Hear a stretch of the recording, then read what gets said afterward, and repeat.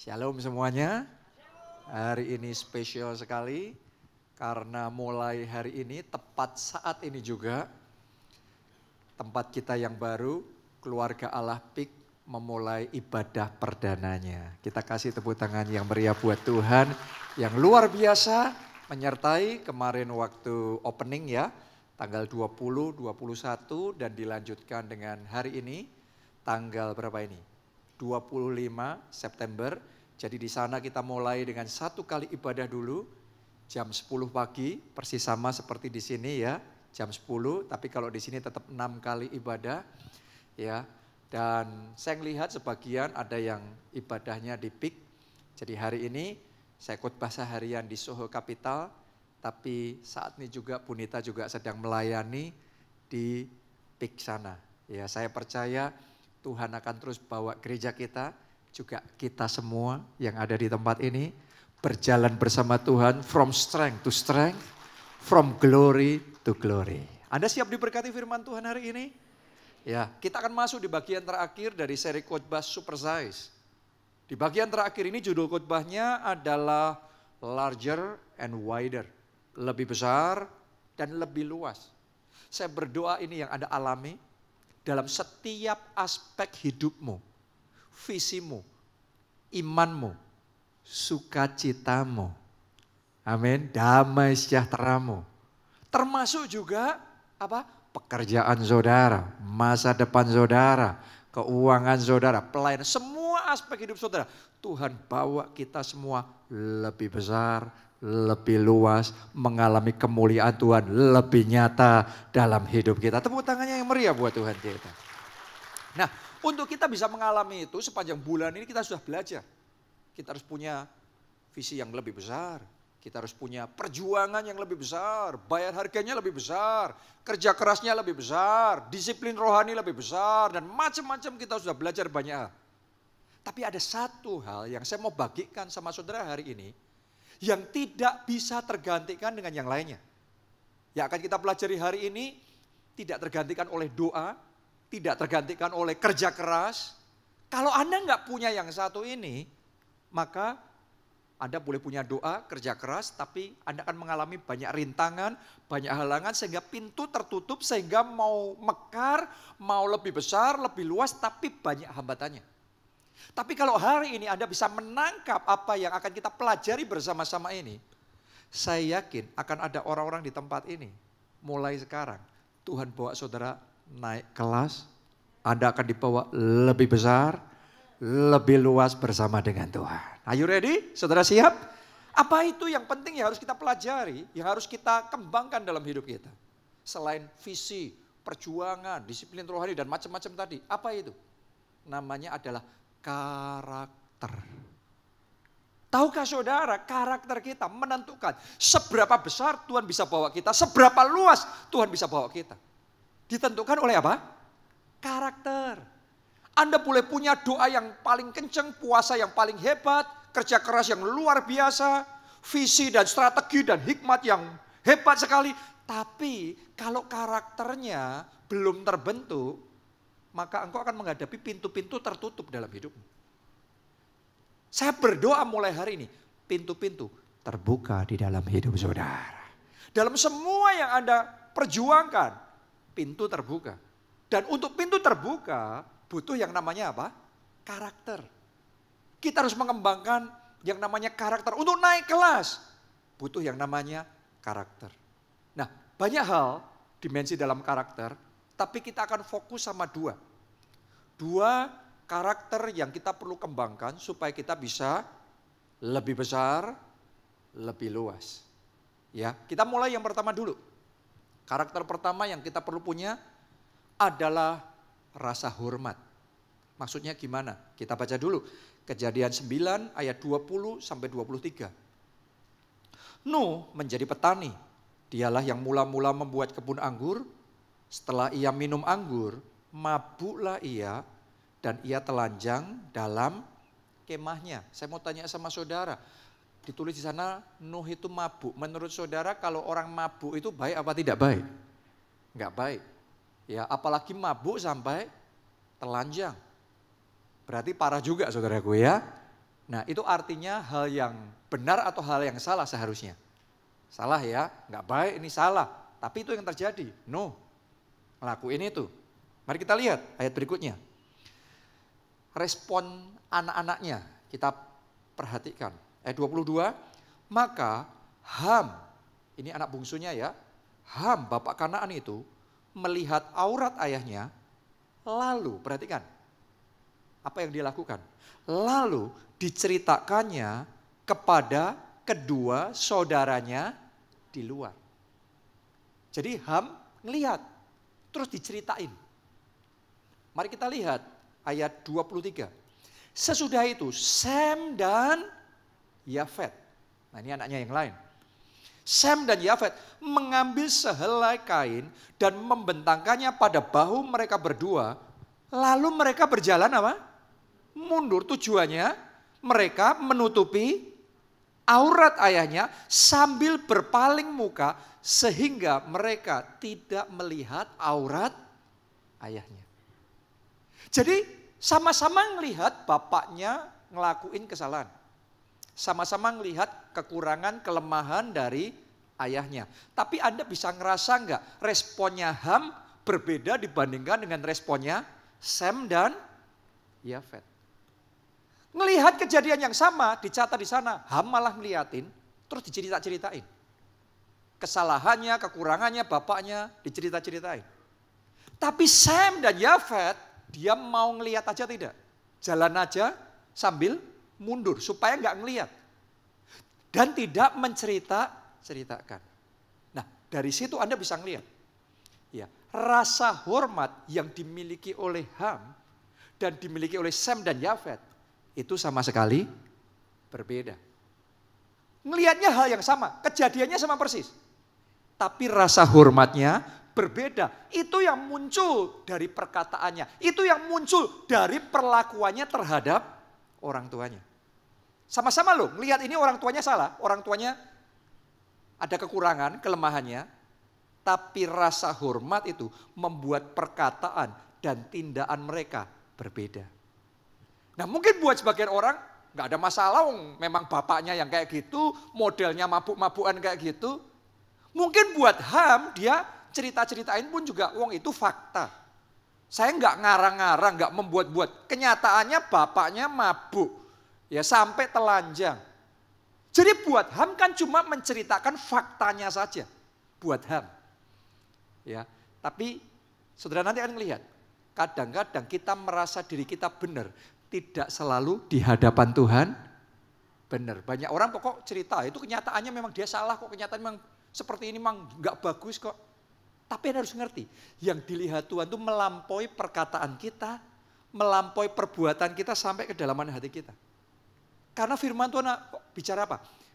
Anak-anak, hormatilah ayahmu dan ibumu. Nah Tuhan melihat. Nah ternyata waktu Tuhan melihat di hatinya Ham, yang itunya enggak ada. Itunya kurang. Nah mari kita lihat. Walaupun Ham merasa benar, tapi sudah harus ngerti. Ada konsekuensinya. Kita baca ayat berikutnya 24-25. Setelah Nuh sadar dari mabuknya, dan mendengar apa yang dilakukan anak bungsunya kepadanya, yaitu Ham.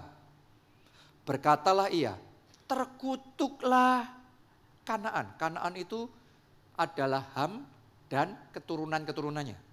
Ya, terkutuklah Kanaan. Hendaklah ia menjadi hamba yang paling hina bagi saudara-saudaranya. Coba Anda renungkan. Buat Ham dia ngomong fakta. Dia nggak merasa salah.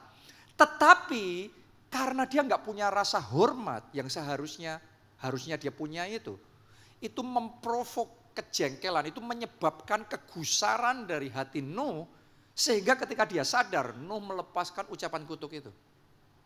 Saya mau tanya sama saudara, terjadi nggak yang diucapkan Nuh ini? Alkitab ngomong gini, kutuk tanpa alasan nggak bisa kena. Tapi kalau kutuk celah terbuka kena juga. Ya, masalahnya Ham salah ini. Dia merasa benar tapi salah karena nggak ada rasa hormat terhadap orang tuanya. Kena itu. Walaupun nggak langsung.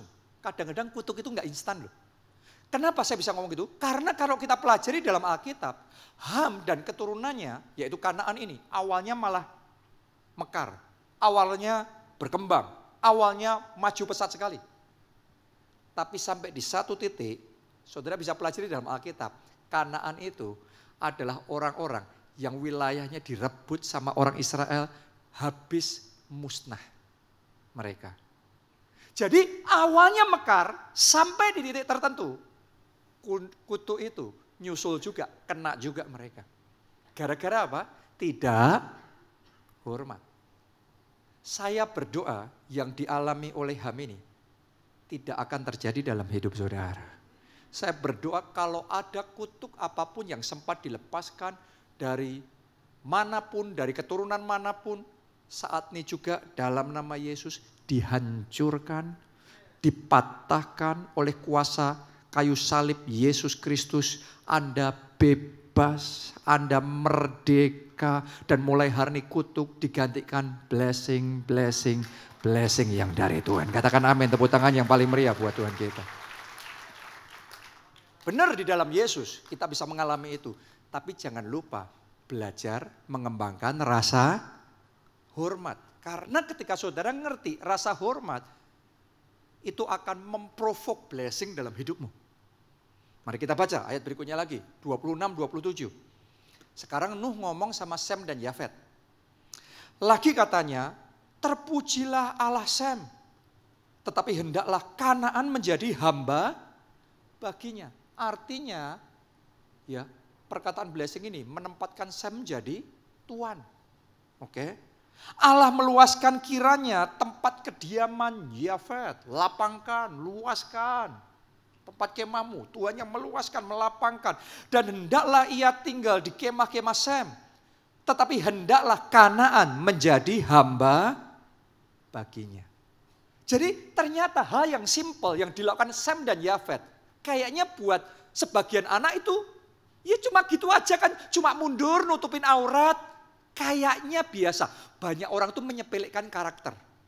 Banyak orang tuh gak mampu melihat pentingnya punya karakter yang baik. Pentingnya punya respect. Pentingnya menghormati orang tua.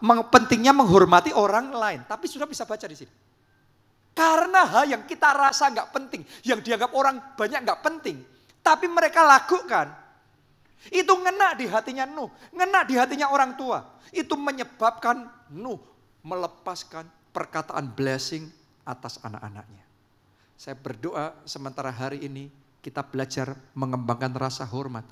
Saya berdoa blessing itu dilepaskan atas hidup saudara. Amin. Masa depanmu diperbesar, masa depanmu diperluas oleh Tuhan. Katakan amin. Kita kasih tepuk tangan yang paling meriah buat Tuhan kita.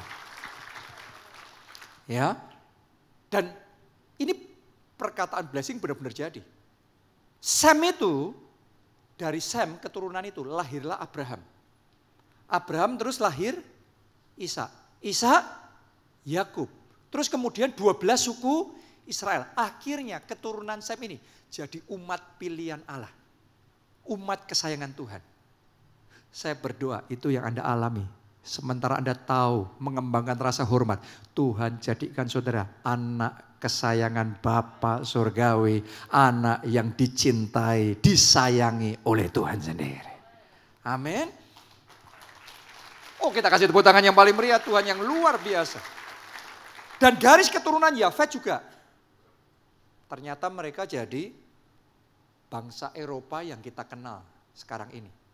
Dan sudah tahu kan, Eropa kan memang bangsa yang makmur. Walaupun mereka lagi mengalami masalah-masalah sekarang, tapi mereka bangsa yang maju, bangsa yang makmur, diberkati Tuhan. Coba Anda renungkan.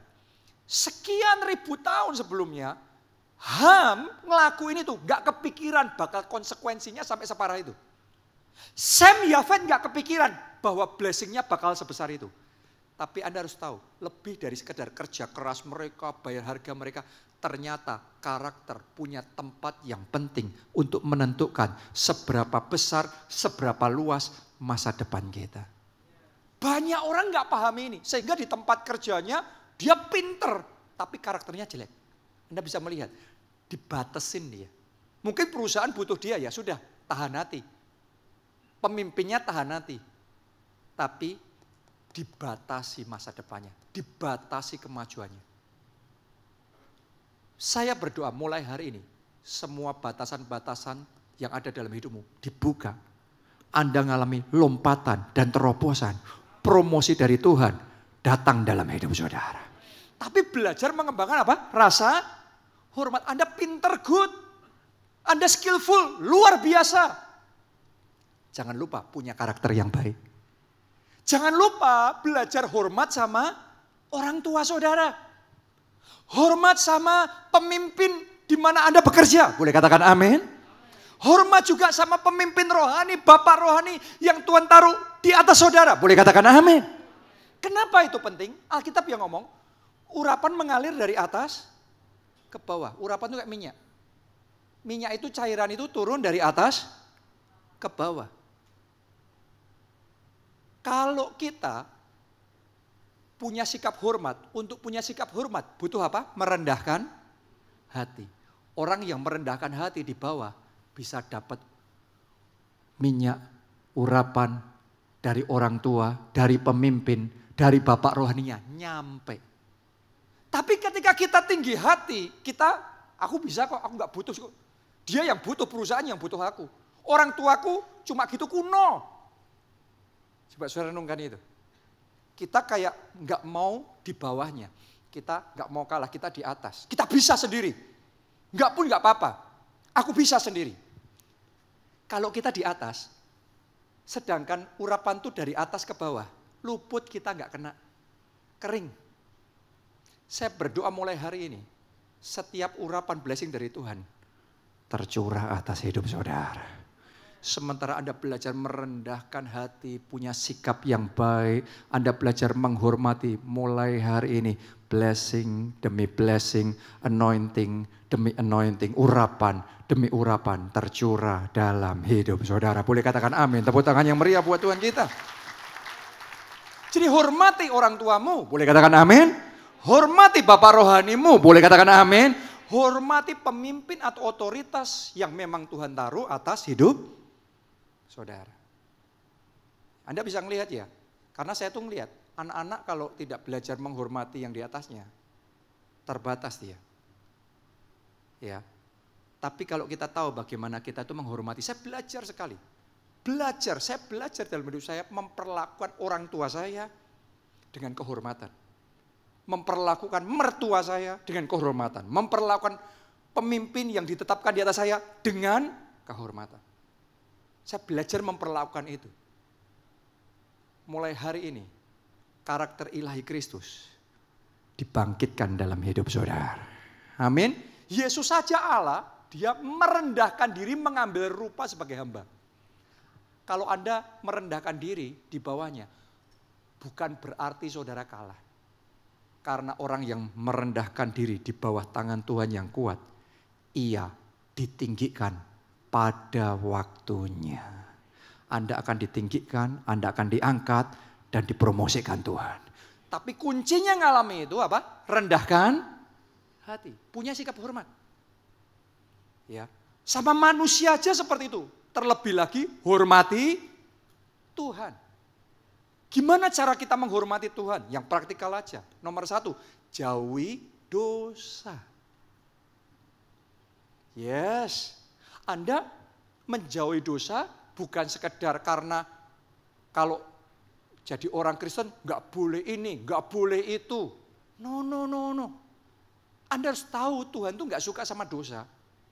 Dan kalau saudara menghormati Tuhan, jauhi dosa. Harusnya Yusuf digoda sama istri Potifar, kalau dia mau, wah, dia akan dikasih banyak pemberian yang banyak. Dia akan lebih nikmat dalam hidupnya. Tapi karena dia menghormati Tuhan, dia seno terhadap dosa. Mungkin dalam hidup saudara Anda bisa ini, bisa itu. Tapi Anda tahu Tuhan tidak berkenan. Dan untuk Tuhan Anda singkirkan itu. Masuknya di hati Tuhan, Anda menghormati Tuhan. Jadi mulai hari ini belajar menghormati Tuhan. Dengan cara apa? Menyingkirkan Dosa. Kenapa kok Tuhan tidak suka ada dosa dalam hidup kita? Karena dosa itu memperkecil hidup kita. Mempersempit masa depan kita. Kita baca ya, 1 Samuel 2 ayat 30. Sebab itu demikianlah firman Tuhan Allah Israel. Sesungguhnya aku telah berjanji, keluargamu dan kaummu akan hidup di hadapanku selamanya. Dia waktu itu sedang ngomong sama Imam Eli. Ini firman Tuhan terhadap Imam Eli. Jadi Tuhan itu punya rencana Imam Eli sampai keturunannya akan melayani Tuhan sampai selamanya sebagai imam. Dan ini sesuatu yang very big, sangat besar. Anda jangan nganggap Imam Eli zaman seperti pendeta zaman sekarang. Kalau Anda nganggap seperti pendeta zaman sekarang, kebanyakan pendeta mungkin sudah nganggap biasa. Ya. Tapi Imam Eli itu, dia punya otoritas atas seluruh bangsa Israel. Jadi dia imamnya satu bangsa. Ini enggak main-main, kelasnya di situ.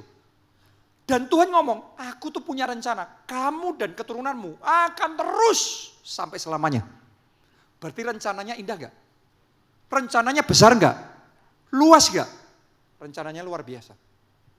Tapi mari kita lihat apa yang terjadi berikutnya. Walaupun rencana Tuhan sudah bagus gitu, ya baca berikutnya. Tetapi sekarang, nah ada perubahan ini sampai di satu titik.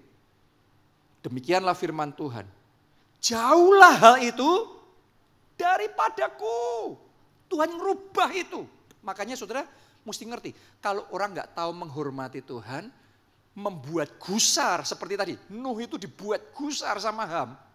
Akhirnya yang dilepaskan yang nggak baik. Tuhan sudah merancangkan yang baik, tapi Imam Eli membuat gusar sama Tuhan. Tuhan ngomong, aku tuh sudah ngerancain baik sama kamu, tapi sekarang batal. Jauh itu daripadaku. Lanjutkan pembacaan itu. Sebab siapa yang menghormati aku, akan kuhormati. Tetapi siapa yang menghina aku, akan dipandang rendah. Jadi buat Tuhan kayak gitu. Siapa yang menghormati akan dihormati. Siapa yang menghina aku, Tuhan ngomong, akan dipandang rendah. Saya berdoa mulai hari ini, sementara Anda menghormati Tuhan dengan menjauhi dosa, Tuhan menghormati saudara. Dan kalau yang menghormati saudara Tuhan, itu enggak main-main. Kalau presiden mau menghormati saudara di istana negaranya, Anda enggak mungkin jadi orang biasa. Kalau Tuhan yang menghormati saudara, Tuhan mau mempermuliakan saudara, Anda enggak mungkin di level yang sama Anda ada sekarang. Anda akan melihat kehormatan dari atas itu turun, memahkotai, memperindah, mendandani, memegahkan hidup saudara. Boleh katakan amin. Kita kasih tepuk tangannya yang paling meriah buat Tuhan kita. Karena itu hari ini mari buka hati lebar-lebar, buang dosa. Kita semua masing-masing punya 1, 2, 3 hal dalam hidup kita yang kita ngerti Tuhan gak suka. Anda mau berusaha untuk buat excuse, alasan apapun membenarkan yang Anda lakukan. Di pikiran saudara Anda punya alasan macam-macam. Tapi hati nuranimu, engkau berhenti sebentar dan ngerasakan. Anda bisa ngerasa itu Tuhan gak suka. Dan mulai hari ini saya ajak saudara ambil keputusan, buang dosa. Kenapa? Bukan sekedar karena nggak boleh ini, nggak boleh itu. No, buang dosa untuk menghormati Tuhan. Siapa yang menghormati aku, ia kuhormati. Wow. Ambil keputusan, tinggalkan dosa. Itu yang pertama, cara menghormati Tuhan. Yang kedua, cara menghormati Tuhan adalah kita menghormati Tuhan melalui ibadah kita. Tahukah saudara Anda datang beribadah hari ini di rumah Tuhan? Itu adalah satu bentuk penghormatan kepada Tuhan. Benar? Ya saya sama orang tua saya, karena saya di Jakarta, orang tua saya di Solo. Ya jadi kita most of the time kita telepon, kita texting. Tetapi saya pastikan secara berkala saya datang ke Solo untuk ketemu langsung sama orang tua. Bahkan kalau nggak ada keperluan pun tetap ketemu. Kenapa? Sebagai bentuk penghormatan saya kepada mereka. Oke, bukan karena ada perlu. Kalau Anda datang kepada orang tua hanya kalau ada perlu ya urusan lain itu. Tapi nggak ada perlu, Anda tetap datang sama orang tua. Anda sedang menghormati orang tuamu. Nah, lebih dari itu, ketika kita datang ke rumah Tuhan beribadah, kita sedang menghormati Tuhan. Mari kita baca Maleakhi 3 ayat 13 sampai 14. Di ayat ini Anda akan melihat Tuhan sedang menegur bangsa Israel karena mereka nggak nangkep satu prinsip ini. Saya bacakan ya. Bicaramu kurang ajar tentang aku, firman Tuhan. Tetapi kamu berkata, apakah kami bicarakan di antara kami tentang engkau? Saya mau tanya sama saudara, Tuhan sedang tersinggung nggak ini ngomong kayak gini nih? Yes, Tuhan tersinggung ngomong kamu nih kurang ajar banget sih. Tetapi mereka sadar nggak nyinggung Tuhan? Nggak sadar loh. Terus mereka jawabnya apa? Emangnya kamu ngomong apa? Banyak orang Kristen bahkan nggak sadar kita nyinggung Tuhan. Banyak orang Kristen nggak sadar kita tidak menghormati Tuhan. Oke, jadi mari kita buka hati terhadap firman Tuhan hari ini. Ayat 14. Kamu berkata adalah sia-sia beribadah kepada Allah. Apakah untungnya kita memelihara apa yang harus dilakukan terhadapnya dan berjalan dengan pakaian berkabung di hadapan Tuhan semesta alam? Bla bla bla bla bla. Tuhan ngomong, Tuhan negur mereka, mereka buat alasannya banyak. Dan alasannya mereka ngomong apa? Apa untungnya beribadah? Ngapain harus ke gereja? Ngapain harus beribadah? Ngapain harus dengar firman, taat sama firman Tuhan? Buat mereka itu bukan sesuatu, buat mereka itu benar. Gak ada salahnya kok dengan ini. Tapi dong bicaramu kurang ajar. Tapi mereka kurang ajar apa? Anda bisa lihat gapnya beda kan? Yang satu nggak ngerasa apa-apa, tapi yang satu di pihak yang lain, kamu kurang ajar banget. Tahukah saudara bahwa ketika kita datang sama Tuhan, beribadah, kita sedang menghormati Tuhan. Ketika Anda bisa di rumah, pakai baju santai, dan Anda menikmati sambil nonton film, sambil makan dan lain sebagainya, tapi Anda memilih untuk berdandan, Anda memilih untuk bayar harga, naik transport, pergi ke rumah Tuhan, Anda memilih untuk datang lebih awal, untuk memuji menyembah Tuhan, buat Tuhan masuk di hatinya, kita sedang menghormati Tuhan. Oh, saya berdoa Anda yang menghormati Tuhan mulai hari ini Anda akan melihat bagaimana kehormatan dari Tuhan akan diberikan di dalam hidup saudara. Amin. Jadi bukan tentang kita nggak apa-apa kok, karena buat bangsa Israel nggak beribadah nggak apa-apa, nggak taat firman nggak apa-apa. Tapi buat Tuhan beda, urusannya lain. Yang penting saudaraku bukan buat kita apa-apa nggak apa-apanya. Yang penting ngenaknya di hati Tuhan gimana? Menghormati itu bukan tentang kita yang menghormati, tapi tentang orang yang kita hormati kerasa nggak? Rasa hormat kita nyampe di hatinya. Saya berdoa mulai hari ini, cara saudara mengikut Tuhan bukan cuma yang benar menurut pemandangan kita sendiri, tapi yang keterima di hatinya Tuhan. Yang mengena dan nyampe di hatinya Tuhan. Dan beribadah di rumah Tuhan. Itu cara kita menghormati Tuhan. Makanya Tuhan suka. Dan Tuhan melepaskan satu blessing yang spesial di situ. Kita baca Yesaya 58 ayat 13 sampai 14. Apabila engkau tidak menginjak-injak hukum sahabat dan tidak melakukan urusanmu pada hari kudusku, apabila engkau menyebutkan hari Sabat, apa? Hari kenikmatan. Jadi kalau sudah hari Minggu, coba tes ya, masing-masing evaluasi hati kita. Waktu hari Minggu tiba, apa yang engkau rasakan?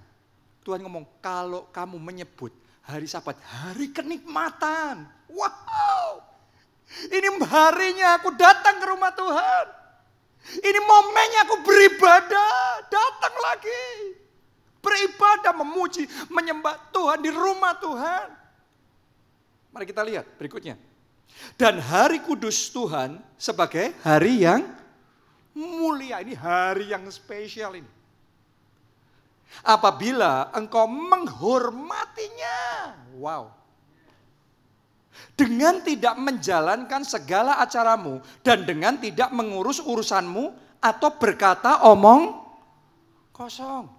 Maksudnya apa? Ini ayat ini penting sekali khususnya buat kita di zaman sekarang sejak pandemi ini. Sejak pandemi banyak orang salah kaprah. Sejak pandemi kita sudah terbiasa work from home, betul apa tidak? Anak-anak kita terbiasa study from home. Banyak orang Kristen terbiasa beribadah from home juga.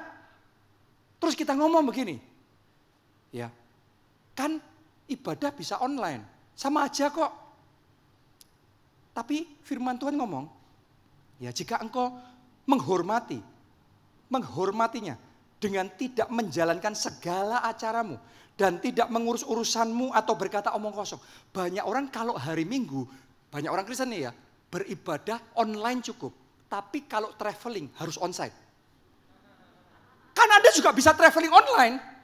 Coba aja lihat itu, Labuan Bajo online, hotel-hotel lihat online. Benar apa tidak? Berapa banyak orang Kristen kalau urusan pergi ke rumah Tuhan cukup online.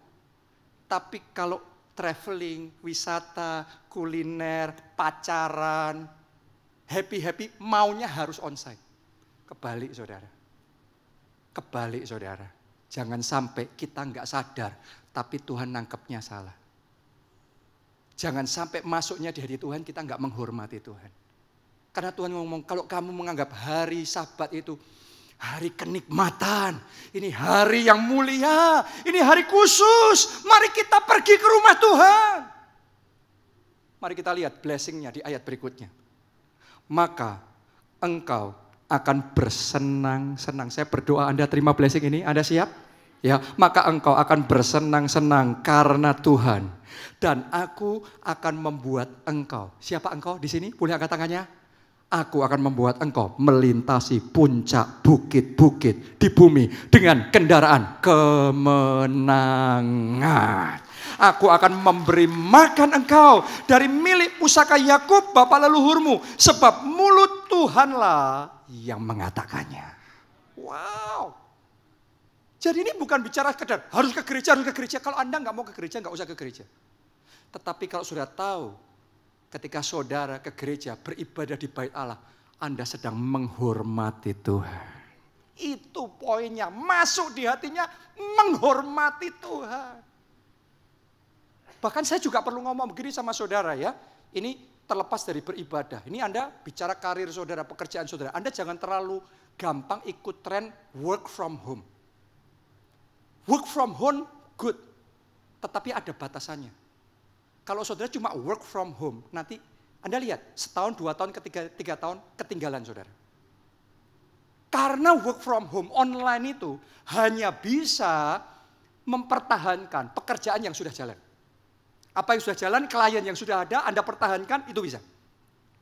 Tapi, sudah ngelihat, pengusaha di sini tahu, Anda kalau sedang lobby klien, on-site sama online, cuma online, telepon, WhatsApp, sama Anda ketemu sendiri. Sama apa beda? Pasti beda. Anda para profesional, Anda bisa kerja di rumah, nyelesain kerjaannya bisa. Tapi Anda tidak bisa building relationship sama bos saudara. Sama atasan saudara. Relationship matters. Hubungan itu menentukan banyak hal.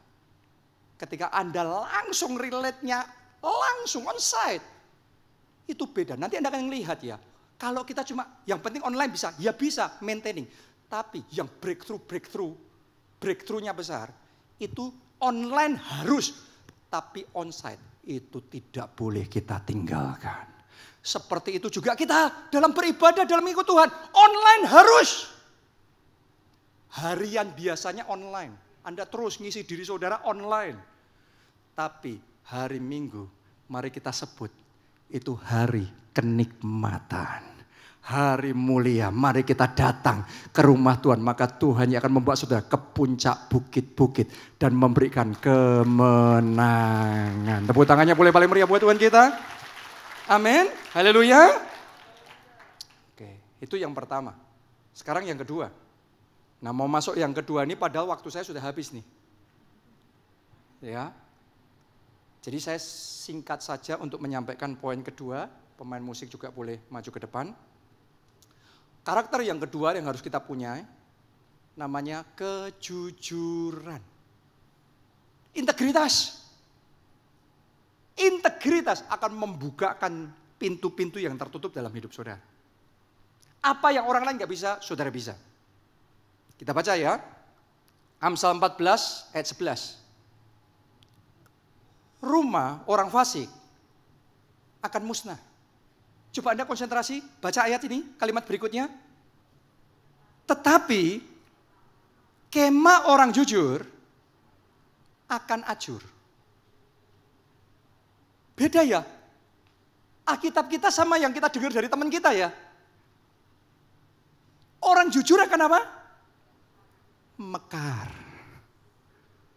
Teman saudara, mungkin Anda sendiri sampai sekarang sudah termakan dengan tipu daya iblis itu. Bahwa orang jujur akan ajur. Secara dunia benar itu.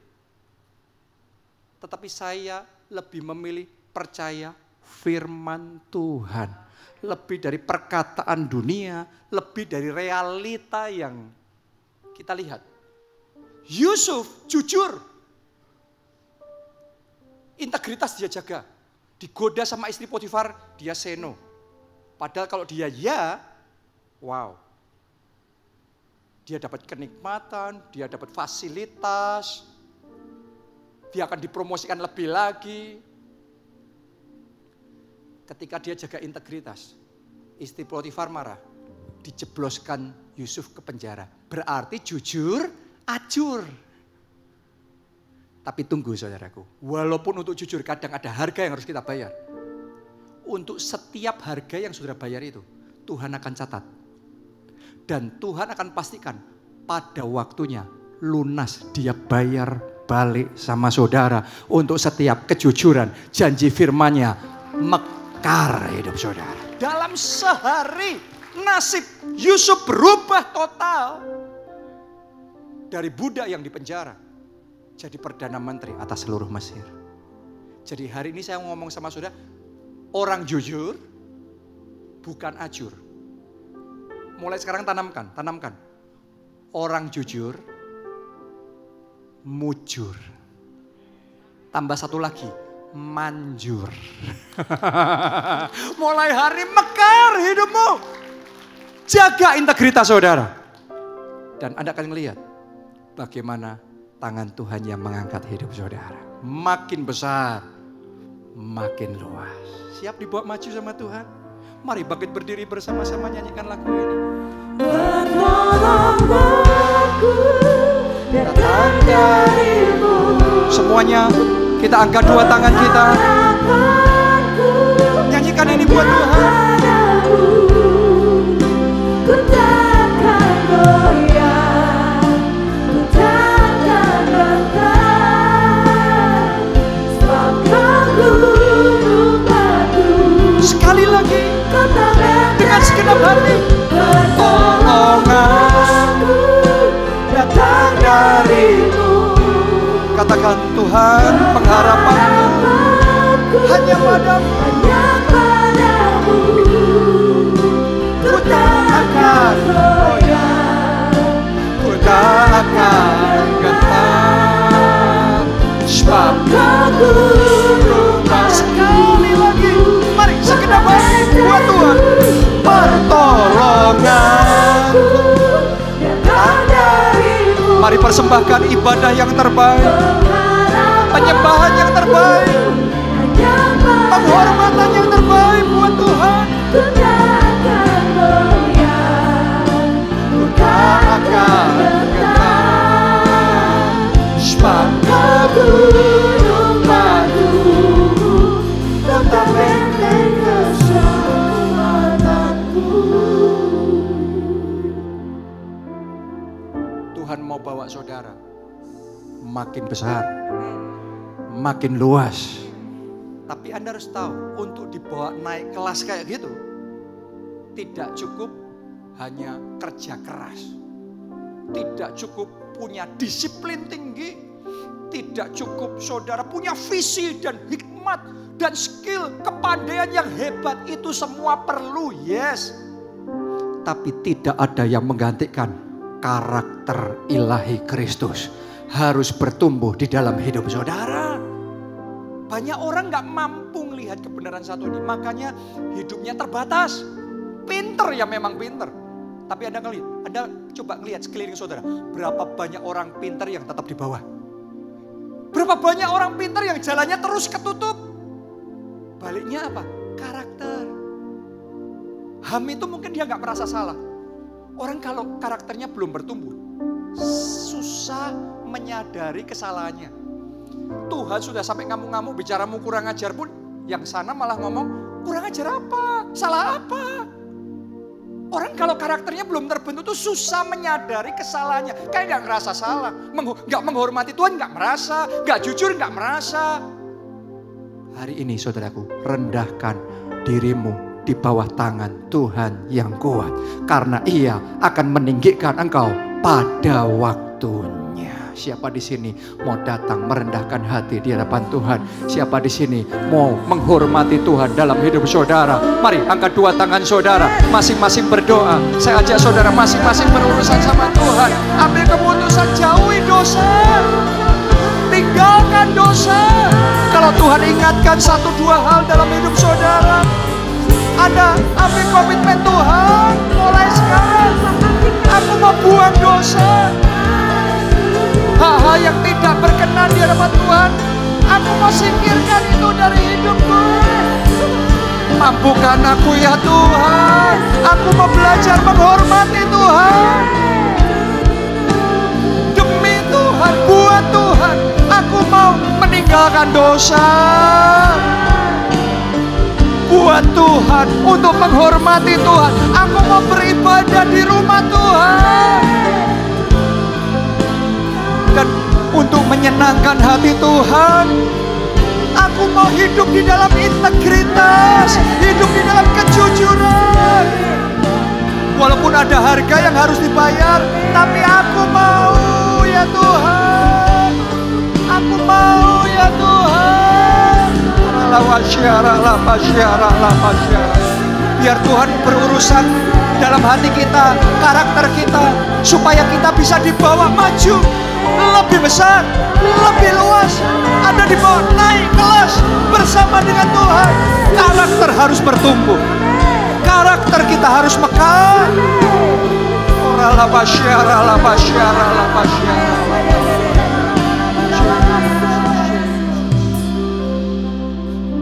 Yang berikutnya saudaraku, figur yang paling utama yang kita harus punya dalam hidup kita adalah Tuhan Yesus. Jadi Tuhan dan Juru Selamat kita secara pribadi. Bukan cuma sebutannya Yesus adalah Tuhan kita, tapi pastikan Yesus duduk di atas tahta hati saudara. Kalau Yesus yang duduk di atas tahta hatimu, whatever He says, we obey. Apapun yang Dia ngomong, kita lakuin. Kenapa? He's the King, He's the Lord. Dia rajanya, dia Tuhannya. Kalau dia ngomong dan dia duduk di atas tahta hidup kita, kita obey, kita taat. Itu menghormati Tuhan. Menjadikan Tuhan raja kita. Menjadikan Tuhan benar-benar jadi Tuhan. Bukan statusnya saja, tapi benar-benar jadi Tuhan. Saya mau ajak saudara yang belum pernah undang Yesus sebagai Tuhan dan Juru Selamat. Ayo buka hati saudara. Terima Dia, undang Dia masuk dalam hidupmu. Jadi Tuhan dan Juru Selamatmu. Maka engkau akan menerima pengampunan dosa. Dosamu yang merah seperti kirmisi, Tuhan putihkan, Tuhan hapuskan, diampuni sepenuhnya. Dan Anda diperdamaikan dengan Allah. Anda diberikan jaminan keselamatan. Masuk di dalam kerajaan surga, hidup kekal bersama dengan Yesus. Anda yang mau angkat dua tangan saudara, ikuti doa ini. Katakan, Tuhan Yesus, masuklah dalam hidupku. Jadi Tuhan dan Juru Selamatku. Ampuni dosa-dosaku. Selamatkan aku. Mulai sekarang, aku mau mengiring Yesus, melayani Yesus seumur hidupku. Terima kasih Tuhan.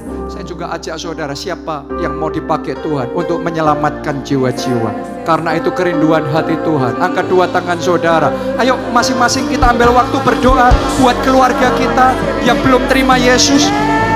Buat teman-teman kita yang belum ke gereja. Doa saudara buat mereka. Jamah Tuhan, hati mereka ini lembutkan. Hati yang keras dilembutkan. Hati yang masih tertutup menolak itu dibuka hatinya. Dibuka hatinya. Oh jamah Tuhan, jamah mereka, jamah mereka. Saudara katakan sama Tuhan, pakai aku Tuhan, pakai aku. Pakai aku untuk bersaksi, pakai aku untuk melayani mereka, pakai aku jadi berkat buat mereka, pakai aku untuk membagikan kasih-Mu kepada mereka. Pakai aku Tuhan sehingga melalui hidupku, keluargaku diselamatkan, teman-temanku dipertobatkan, datang beribadah kepada Tuhan di gereja, di rumah Tuhan, menyenangkan hati Tuhan. Thank you Jesus, thank you Jesus. Mari katakan bersama-sama. Pertolonganku datang dari-Mu, pengharapanku hanya pada-Mu. Ku tak akan goyah, ku tak akan gentar, sebab Kau gunung batuku, Kota benteng keselamatanku. Mari yang terakhir, yang terbaik, lambai-lambaikan tanganmu, katakan. Pertolonganku datang dari-Mu, pengharapanku hanya pada-Mu. Ku tak akan goyah, ku tak akan gentar, sebab Kau gunung batuku, kota benteng keselamatanku. Sebab Kau gunung batuku, kota benteng keselamatanku. Terima kasih Tuhan, terima kasih. Mari angkat tangan saudara dan terima blessing ini. Diberkati saudara oleh Tuhan, diberkati keluargamu oleh Tuhan, diberkati studi juga pekerjaan saudara oleh Tuhan, diberkati kesehatan dan masa depan saudara oleh Tuhan, diberkati juga pertumbuhan rohani dan pemberitaan Injil-Mu oleh Tuhan. Di dalam anugerah Allah Bapa, cinta kasih Yesus Kristus dan persekutuan dengan Roh Kudus sekarang sampai selama-lamanya. Mari bersama-sama kita katakan amin.